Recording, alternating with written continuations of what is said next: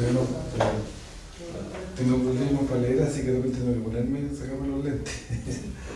Bueno, a mí me tocó el tema el día de hoy del diluvio, ¿ya? Y mi tema lo dividí en varias partes. Como índice voy a hablar de la descendencia de Adán, la maldición, la maldad del hombre, perdón, métodos de salvación, la ejecución del juicio del Señor, pacto de Dios con Noé, los conceptos de salvación, las aplicaciones prácticas y la conclusión. ¿Ya? El tema se dividía en esa parte del día de hoy. Vamos a hablar de la descendencia de Adán. Dentro de Génesis, en el capítulo 5 de Génesis hablamos y se establece un orden genealógico, ¿ya? Ahí se conserva el registro del linaje del cual vendrá la simiente de Cristo, ¿cierto? Y se traza una línea de Sem hasta Noé, porque hay un corte, hay una separación, porque de ahí, ¿cierto? Si vamos a ver más adelante, se nos va a expresar que tras el diluvio las generaciones se cortan y solamente son rescatadas las personas, ¿cierto?, que están bajo la voluntad de Dios y bajo la bendición de Dios.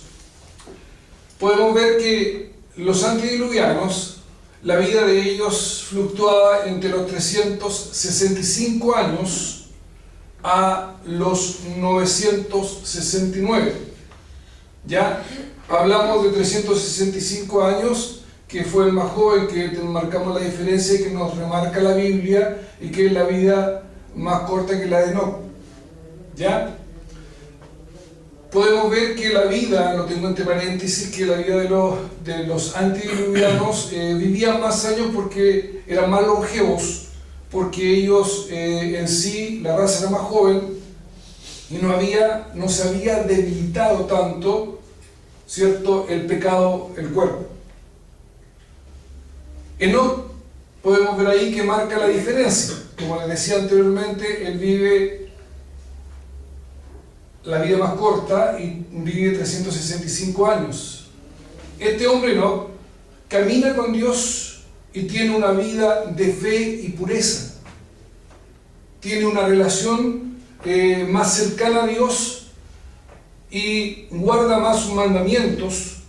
Y de hecho, este hombre no es arrebatado al cielo, ¿ya? Al igual como también se nos habla más adelante en la Biblia que el otro personaje que es arrebatado al cielo es Elías, ¿ya? Es arrebatado en cuerpo y alma. Maldad del hombre. Se supone que el hombre es contaminado, ¿cierto? Y la contaminación viene por los casamientos mixtos. Estos casamientos se producen porque hablamos de hijas de los hombres, ¿cierto?, que hay una separación de los semitas en los cainitas.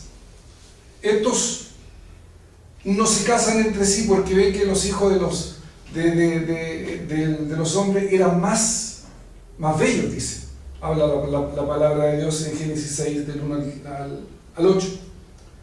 Y eran atractivos físicamente. Entonces, esta separación produce casamientos mixtos. Y al producirse estos casamientos mixtos, ¿qué es lo que sucede? Nacen gigantes. Y al nacer gigantes, la raza cambia. Estos gigantes iban en busca del orgullo personal, eran valientes según ellos, y esto le desagrada mucho a Jehová Dios. Y entra a primar el pecado, ¿cierto? Dice, el pecado dentro de los hombres. Dios desea conservar su linaje a pesar de la maldad que había en ese tiempo. Dios siempre rescata, ¿cierto?, a su linaje escogido. Aparece el juicio de Dios para separar al linaje escogido.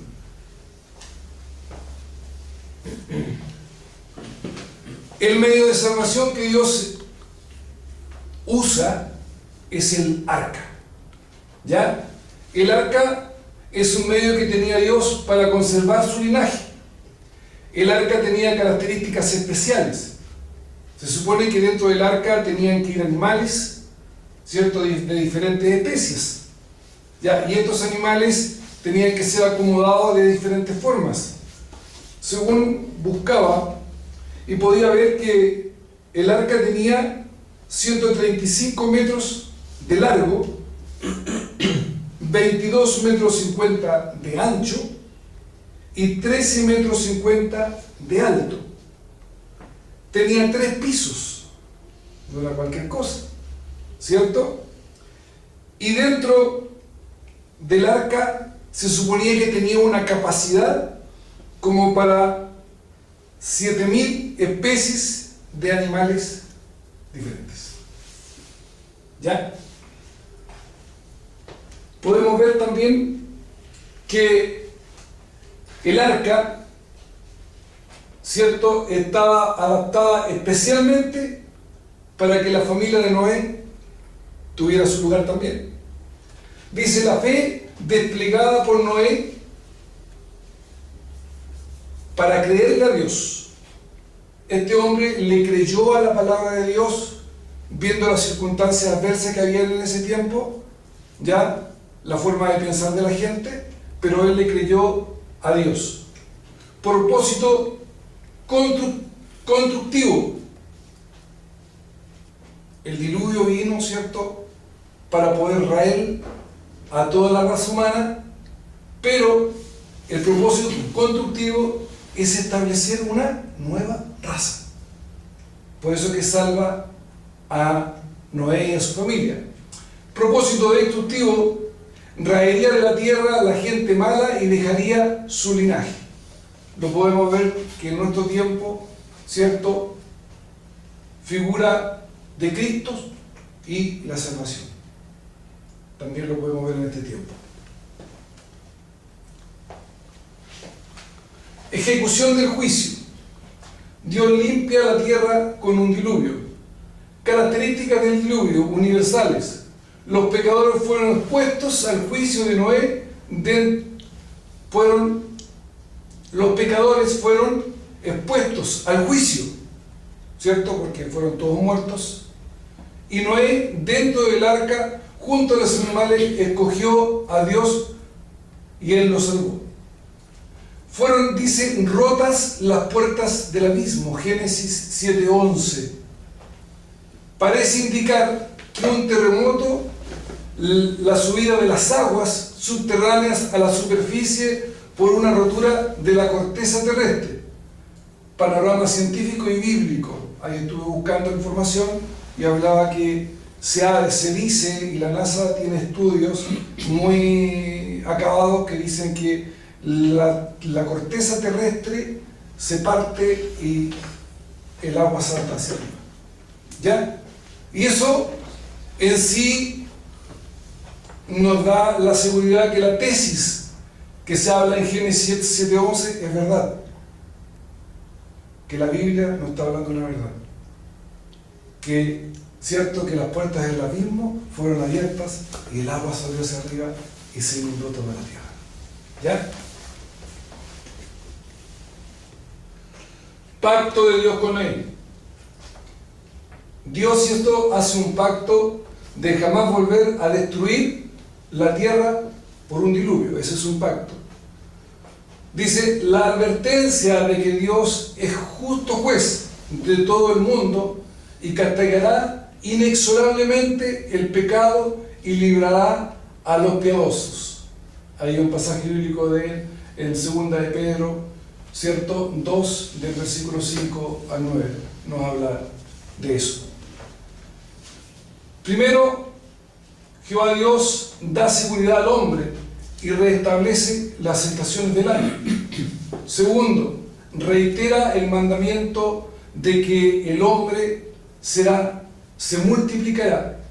Tercero, confirma el dominio sobre los animales. Y cuarto, establece la pena capital. Y por último, ¿cierto?, se establece el nuevo orden mundial a través de la salvación. ¿Por qué? Porque Dios salva a su remanente, que es Noé, con toda su familia, ¿cierto? Y se forma, podemos hablar de una nueva raza y podemos decir que Noé es el segundo padre de la humanidad. ¿Ya? Aplicaciones. Primero podemos decir que Dios nos adopta como sus hijos apartados del pecado. Porque ¿qué nos produce el pecado? El pecado nos produce muerte.